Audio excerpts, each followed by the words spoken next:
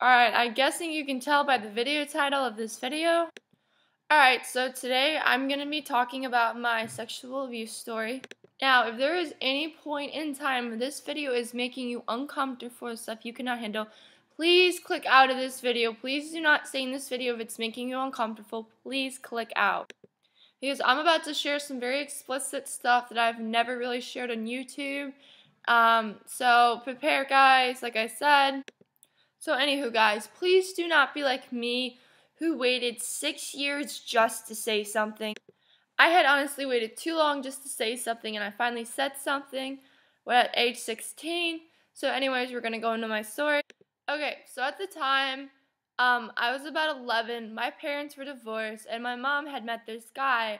So we had decided to move in with him.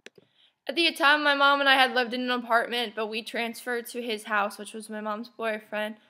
When I met him, I wasn't really sure. I didn't really want to be there I had gotten a little bit comfortable and I did want to be there, but the thing was, at the time, my parents were divorced and I was still trying to understand the whole divorce thing, and my mom's boyfriend started to be a father figure to me.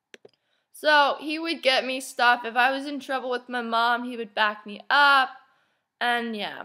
So there was this one day at age 11, him and I were downstairs, and I was playing a game, and I was sitting on his lap. So, he had started touching me in my privates. I didn't really say anything, which I probably should have. Like I said, I was 11. I didn't know better. He was asking me, oh, did it feel good? I didn't really say anything. But afterwards, he admitted that was wrong what he did. And he said, do not tell anybody. I can get in a lot of trouble for this. And I'm just like, okay. Even he knew it was wrong, but he still continued to do it to me. Okay, what's really creepy is 11-year-olds should not be making a man's penis get hard. Unfortunately, that happened. I was just like thinking, what? 11-year-olds should not be getting a 40-year-old's penis hard. How? That just doesn't make any sense. There were times when I'd sit on his lap, I could feel his penis under me getting hard, which honestly, it was just uncomfortable, and I wanted to get out of that situation. There were times where he wouldn't even let me leave. At the time when the first incident happened, it didn't really affect me as much. It just didn't. He had still continued to touch me in my privates. He would touch me on my breast. He would touch me on my vagina. Sorry guys, I'm trying to remember this because I don't have a very good memory. I remember some little stories, so I'm just trying to put them together as best possible. There was one time we were going to the grocery store. I was in the car with him and I was sitting in the front. He was the driver. He unbuckled his pants and his penis was getting hard. And I was just looking. I'm like, what? He's just like, yeah, I'm waiting for it to go down. I'm like, okay. Another time what happened was I was there playing something on the computer. He comes over. He untakes his pants. He pulls out his penis. And then he's like, I'll give you $20 if you touch it. I'm just like, no. And then he's like, good girl. I'm like, okay. He said it'd also be nice if, oh, who cares, like, what your age is? Anyone can have sex. And he's like, maybe when you get older, I'll give you oral sex. And I'm just like, what? Like I said, I was confused. I didn't understand this stuff. I was clueless. This stuff went on for 3 years for me. The last time that I can remember when he touched me was I was 13. And I had gotten in trouble with my stepbrother.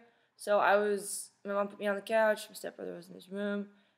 At the time, he wasn't my stepbrother, but he was close enough to it.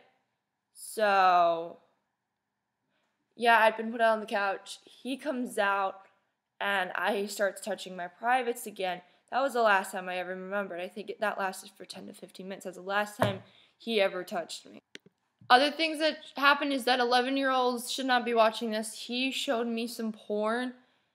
And honestly, to this day, I feel ashamed of this. And honestly, a lot of people are like, this is an addiction, but it can be. A lot of people are like, how is porn an addiction? Well, it's a lot different from heroin and like drug addictions. It's a bigger addiction than that. Unfortunately, I was addicted to it for 6 years, and absolutely, I feel ashamed of it to this day. Welcome to being sexually abused for 3 years and then being addicted to porn on top of that.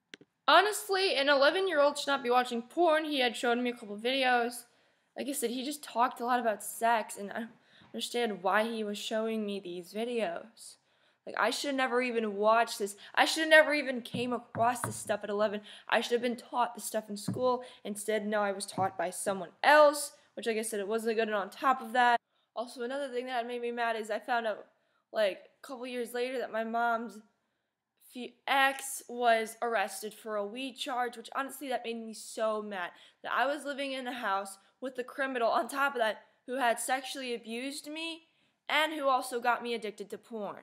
Which I was so mad at my mom. It's like, you made me live with a criminal for 3 years. How could you do this? Well, technically it was longer than that. But how could she do that to me? On top of that, it was my fault that I didn't say anything till age 16. I told one of my friends. They were shocked. And then after that, I knew it didn't really, like, when it happened, it didn't really affect me. It didn't really affect me till I told somebody. All these long years, I had been keeping it a secret. As soon as I told my mom at age 16, she was just like, we got me into therapy, and they're like, they wanted me to press charges, but honestly, at the time, I did not want to press charges, and I have a reason why. The first reason is because there wasn't really enough evidence to charge this person. And also, this person had a son who I was really close with, and I didn't want his son to be mad at me because then he would never be allowed to see his dad again. But you're probably like, why? Why? He should have been sent to jail. Yeah, I know, but I chose not to send it to jail. Plus, also, I didn't want to go to court and testify. So that's why. So I had made the decision not to, for us to arrest him.